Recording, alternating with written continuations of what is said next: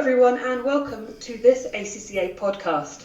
My name is Isobel Wroath, and I'm an Education Community Manager here at ACCA. And today we're discussing how your studies help prepare you for the workplace. With me to explore this topic is a fantastic guest. He's an ACCA expert tutor, leadership coach, and TV anchor. Welcome, Ashim Kumar.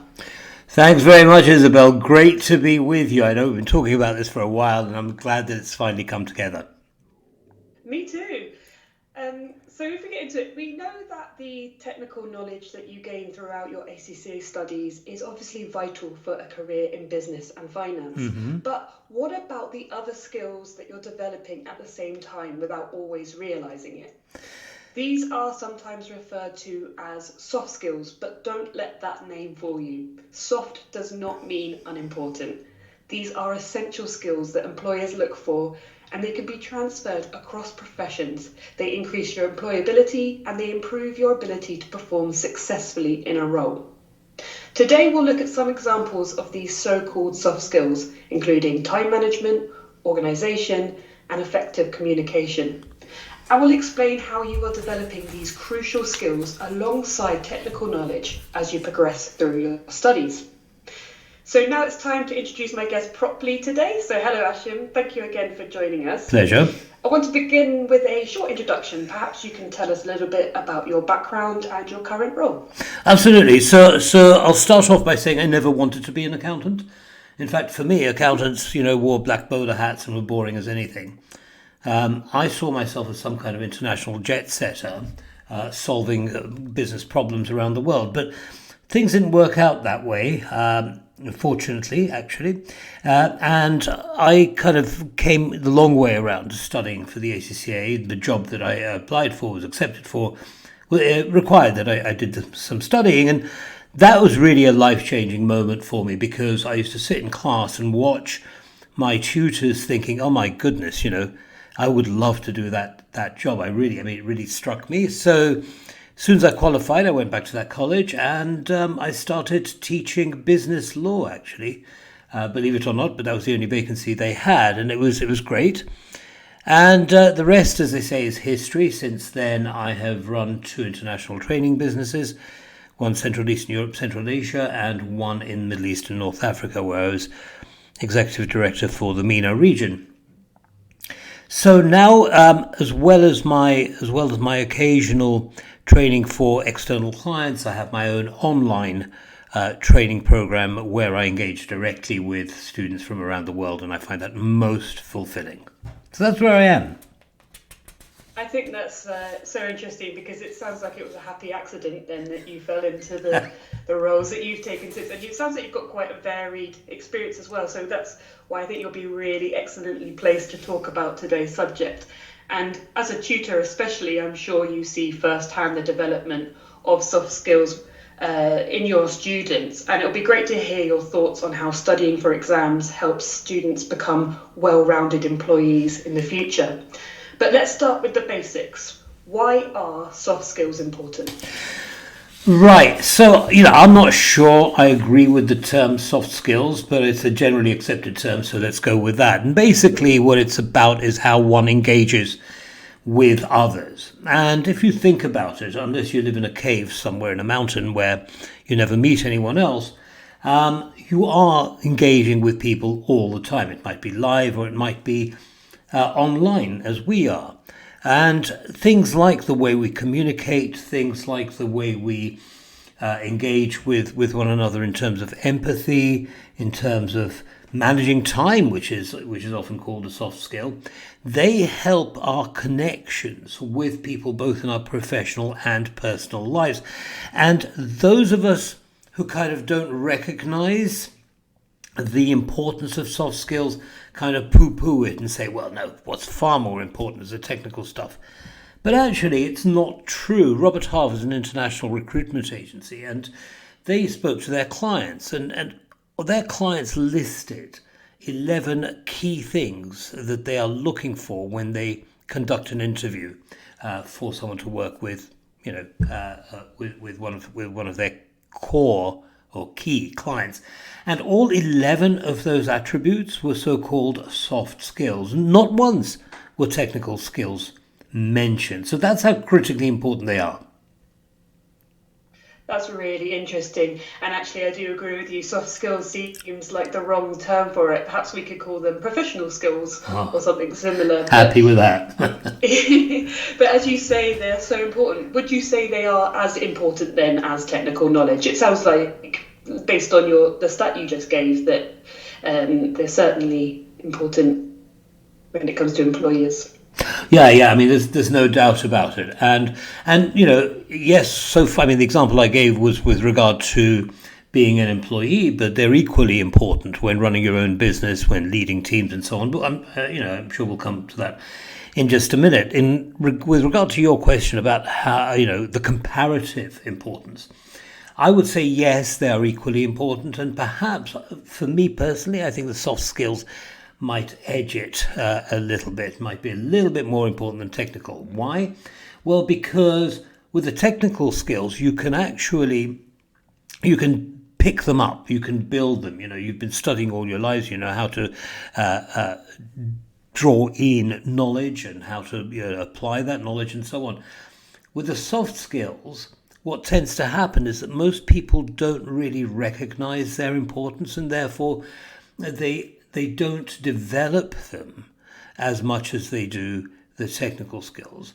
And that's a bit of a shame, because you can have some people with some brilliant attributes, brilliant ideas, fantastic technically, but they can't get them across. Then the communication skills aren't very good. They don't build rapport with their teams. No one listens to them. All sorts of things can go wrong. And all of that brilliance is wasted. So to summarize, yes, I think soft skills are at least as important as technical skills, because without those soft skills, the technical skills don't manifest. Yeah, so true. I was just thinking actually of an example that someone once spoke to me about. They were working in a university that trained doctors, and they were talking about, obviously, well, very clearly, when you're training a doctor, you want them to have the technical knowledge about how the body works and so on. But you also need them to be able to explain the issues to the patients clearly and compassionately and so on. So there's such a huge importance on the technical knowledge, but also on the way that you can communicate it and work on it and so on. So I totally agree. I think there's a place for both. And that's why we wanted to talk about these professional skills in this kind of detail. So I did mention some examples of soft skills in my introduction, but let's take a closer look at some of these now. And let's begin with organisational and time management skills. How do studies support the development of these? Right. If you'll permit me, Isobel, I'd just like to address something you've just said about going to see the doctor. When we go and see a doctor, we expect as a professional that he or she will understand what's going on, will have some input into helping us overcome whatever challenge we're facing in our health. But the way in which the doctor delivers their information, guides us, informs us, and so on, is so critically important to us. Because if the doctor does it well, then we feel as though we're being cared for, right? We have more confidence, more trust in the doctor, right? And it's in a similar way, it applies to accountants as well. When an accountant is talking to a client and does it in a way which shows an understanding, which shows a willingness to communicate the key issues, a willingness to work with the client to solve challenges, to work together on them, then the way that the client feels, and feelings and emotions are critically important, of course, because they define us, then the client feels that they can trust the professional accountant, which is exactly what they should be doing. Now, in terms of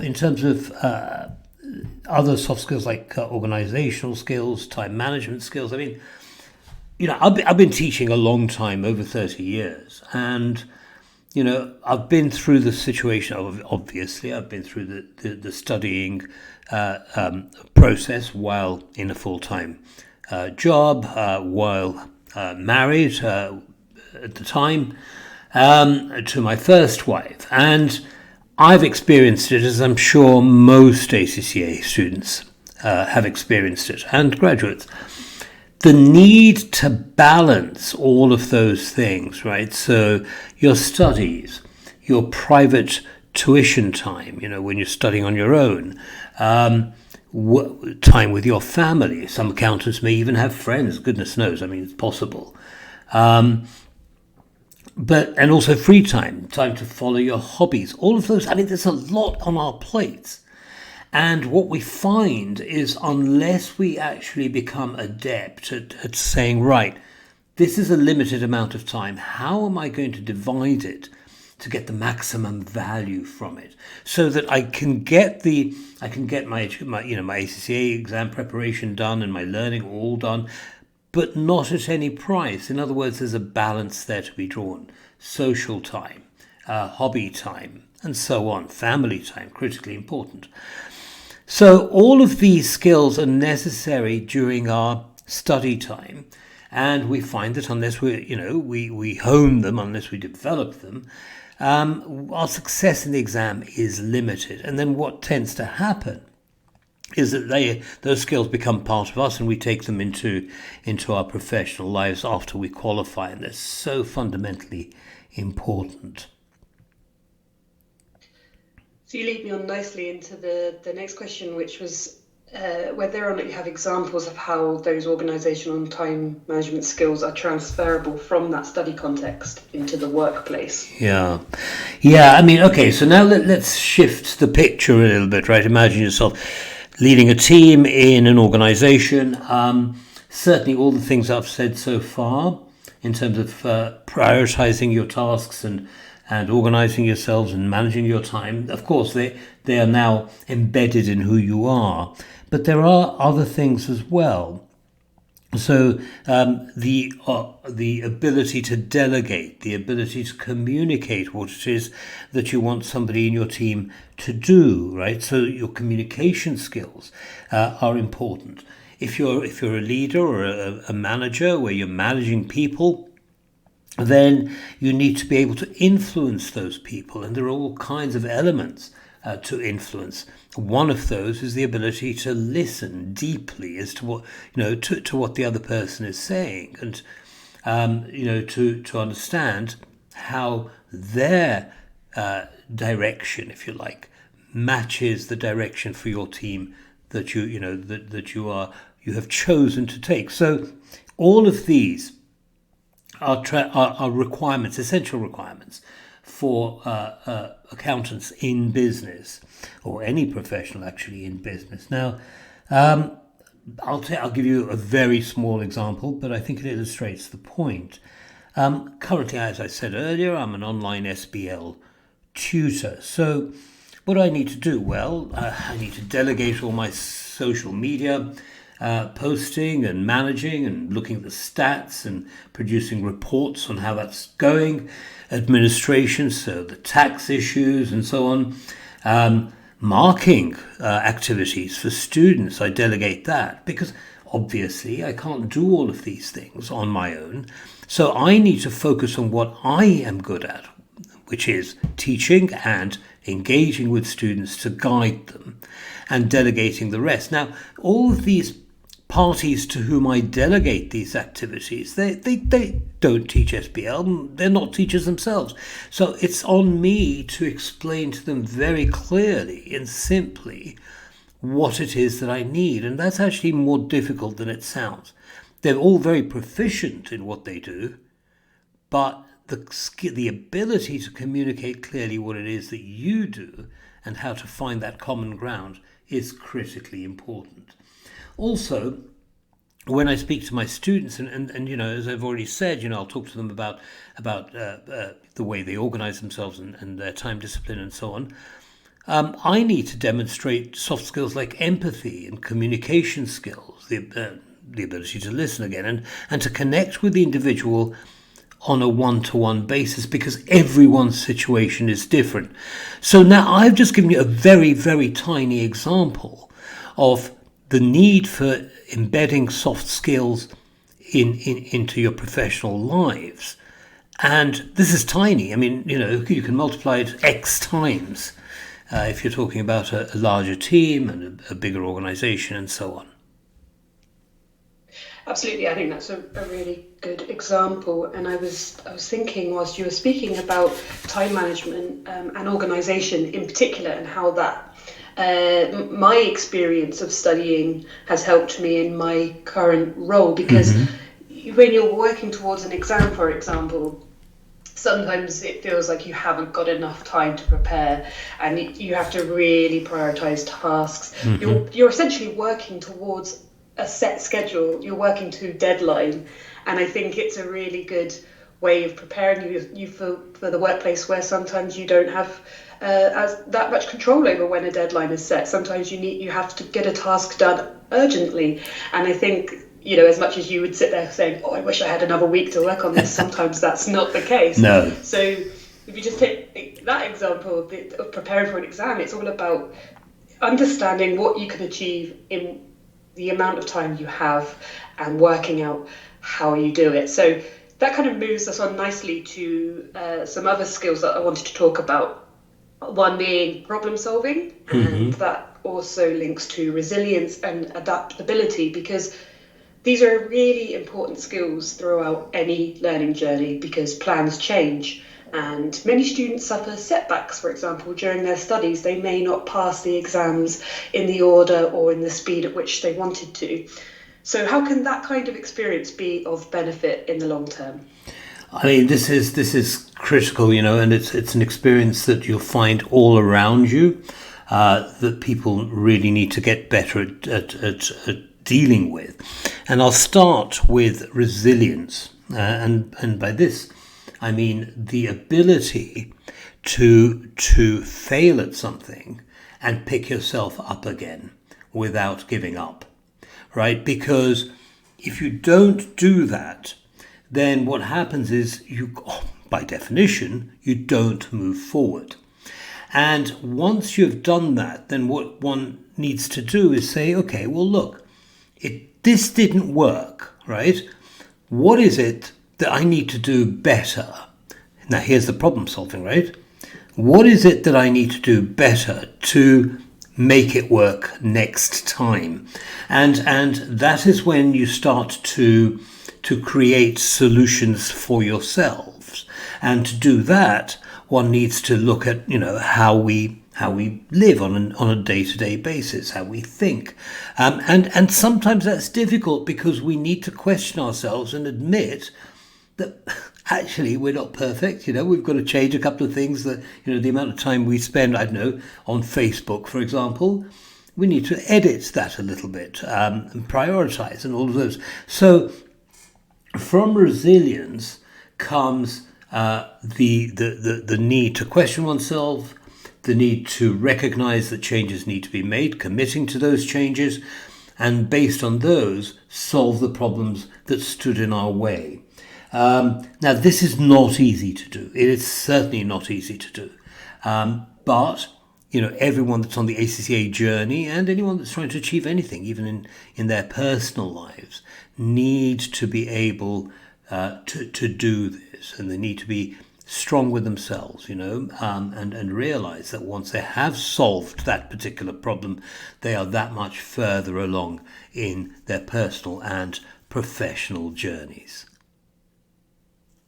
Absolutely. I mean, I could say from personal experience that as horrible as it is to make a mistake at work, it definitely helps you avoid making similar or bigger mistakes in the future. And it's just a real learning opportunity. And it's taken me a while to see that, but now I definitely can see, looking back in my career, how being adaptable and solving problems as and when they arise has really helped me grow in my roles. Isobel, you know as well as I do, it's not easy, is it? It's not easy to accept that, there are some things that we're not doing perfectly well, or the way we should be doing it, and taking responsibility for that. It's not easy, but that is really the way forward, in my opinion.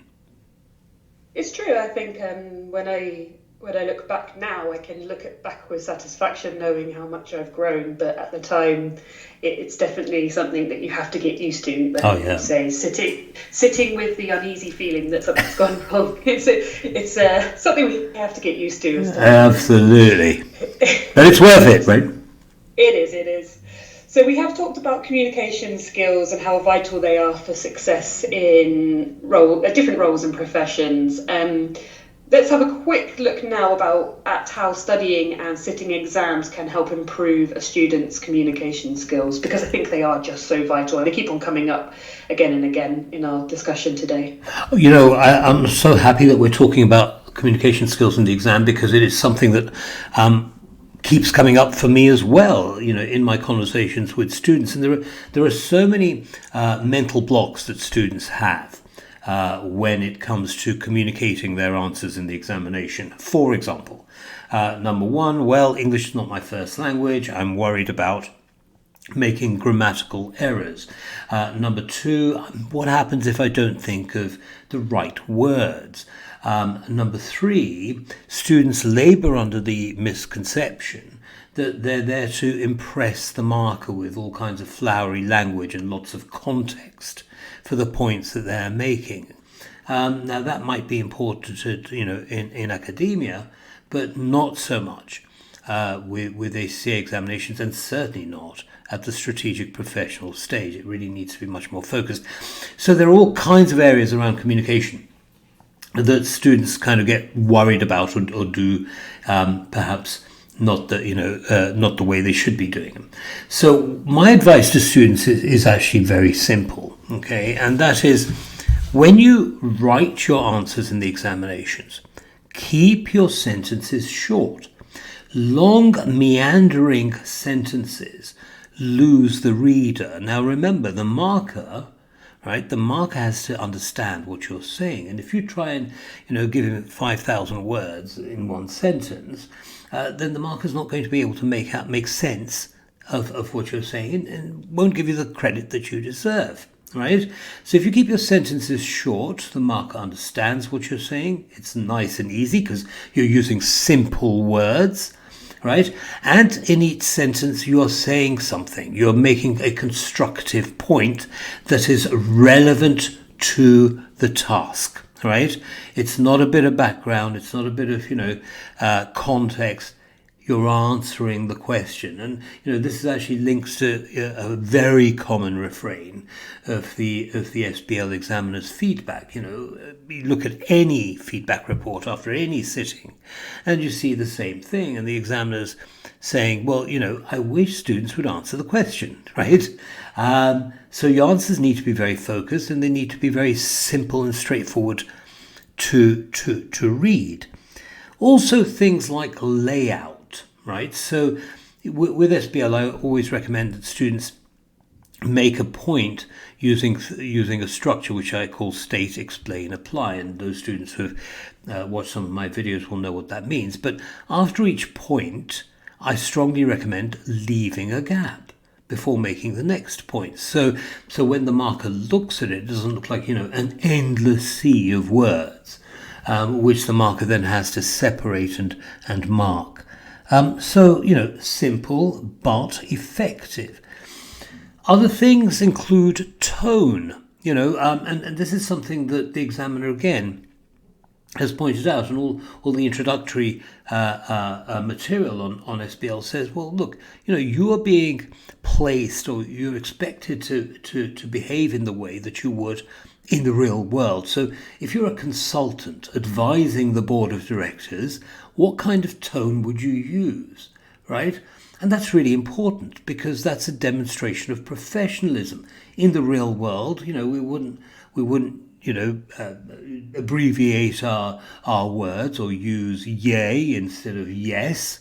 We wouldn't be ultra critical or harsh about a particular director. We'd be diplomatic. We'd make our point, but diplomatically and firmly. But things like that, tone is important. And finally, I would reassure students for whom English is not their first language that the ACCA has always said, and it's not just for SBL, it's across the board really, the ACCA has always said that so long as the meaning of your point is clear, you will be given credit. In other words, you won't be penalised for grammatical errors. And I think that combination of things, Isobel, kind of puts students' minds at ease, and then they can focus on improving their communication skills in that way. And that's critical if they're going to optimize their marks. Thank you for that. I think that's really good advice. And actually, if you think about it, it's kind of win-win, because by keeping your answers simple and to the point and clear in that way, that in the layout, I mean, you're making it easier for yourself and the marker to write and then read. So I think that's a really useful point. Yeah. We're coming to the end of the discussion, but I wanted to just touch on something that I know that you have a lot of experience in, which is leadership. And ACCA students are required to complete the Ethics and Professional Skills, or EPSM module. Right. And this improves their chances of exam success, but it also boosts employability, because students gain various professional skills such as accountability, strategic thinking, and commercial awareness. And the module uses business simulations to help students build leadership skills. And I know as a leadership coach, you'll have some really good insights into the skills that are needed to thrive in a leadership role. So can you identify other areas of the student journey other than EPSM that support this kind of career goal? Because I know for a lot of people, they hope one day to find themselves in leadership roles. Yes, absolutely. I can certainly have a go at doing that. One thing that I talk to with a new group of students is that with a new group of students is that the ACCA qualification is designed for people who are going to end up, if they're not already there, in a leadership role, in a management role. In other words, they will have people in their teams whom they have to guide, influence, direct, and so on. So at strategic professional level, I encourage my students to stop thinking of examinations as a learning exercise per se and simply regurgitating facts, but actually imagining themselves standing in front of the board of directors and conveying a message. Now, in order to do that effectively... sorry, just to stop you, you went silent for about half a minute there. I don't know where to start back from, but I couldn't hear you, so I'm wondering if the recording would have done the same. Do you mind just starting your answer again? Sorry, I know that. Yeah, sure. Let me see where I was. Okay, should I start now? Yeah. Okay. Thank you. Yeah, sure. So what I always say to students, certainly, especially at the first meeting with students, is that the ACCA qualification is not designed simply to produce, a load of number crunches. The aim of ACCA qualified professionals is to be in a leadership or a management role in the near future, or certainly in the distant future, perhaps. Some of them are already there, and so on. So the thinking about the qualification, and especially the thinking about the examinations at strategic professional stage, have to bear that in mind. So how do you learn about that kind of leadership thinking in your strategic professional preparation stage? Well, for example, we know that with SBL we have a pre-seen case study. We're given some tasks. We have some exhibits. We've given some tasks. The CFO has received this or has read this article in the local newspaper, and so on. And the CFO has asked you to produce something to present to the board about the implications of this article. I'm making it up. So now, as a leader, as a manager, as a professional, it's not just the words of the task, but things that you need to think about are things like, okay, well, look, what is the article saying? What does this mean for the organization, for its leadership, for its stakeholders, for the CFO's role and responsibility in the criticisms contained in the article? So it's much, much more than just the words that of the task which say produce a briefing paper. You've got to think more deeply. You have to go more deeply than just into the words. Another small example, and I'll be quiet on this point because I could go on for ages. things like planning your activity under resource constraints. Now, this is something that we do as leaders, right?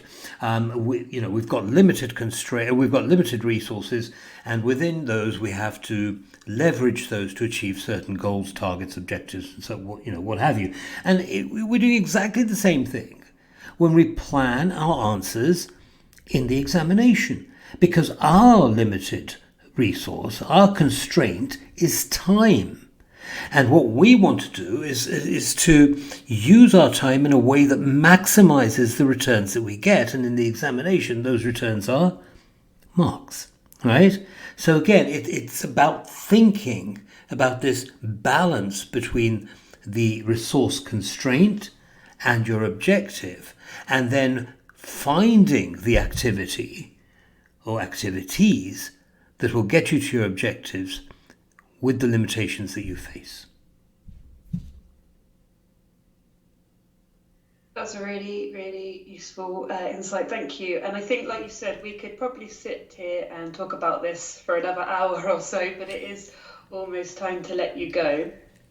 Before you do you have any final thoughts for students? Yes, I do actually, because I have been, ever since we had this initial chat, I have been thinking about what it is that I really want to kind of get across as much as possible. And really, it's a reminder to students that, becoming a qualified professional, a member of our professional body, is a challenging journey. It certainly is. And then there will be difficulties, right? There will.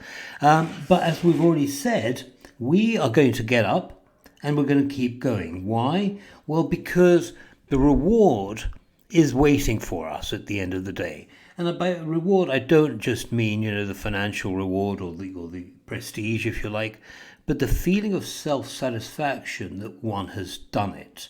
All right? So don't allow yourself to give up. And also, please remember that you're not on this journey alone. Okay? You have thousands of tutors around the world who are experts who are more than happy to help you, but also the ACCA has enormous amounts of resources to help you. So if you look on the Study Hub, and if you haven't already done so, I suggest that should be a regular stop for ACCA students. Enormous number of webinars, other materials that you can use to make your journey easier. Okay, so that's it. Don't give up. And use the resources that are available. You're not alone. Good luck. That's a perfect place to end. And a big thank you again for joining us today. I think you've done such a good job of explaining just how many skills students are gaining throughout the journey to qualification, even if it's not always obvious when they're busy studying and revising for that next exam. Maybe sure. As a final comment for those listening, maybe next time you need a motivational boost, just try and remember how much you're learning as you progress, and think of all of the exciting places this knowledge may take you in the future. And on that note, thank you for everyone listening. Thank you for joining, Ashim. Take care, everyone. My pleasure, Isobel. Thank you very much for inviting me along. It was a great pleasure to be with you. Oh, you're welcome. We'll definitely have you back soon. Look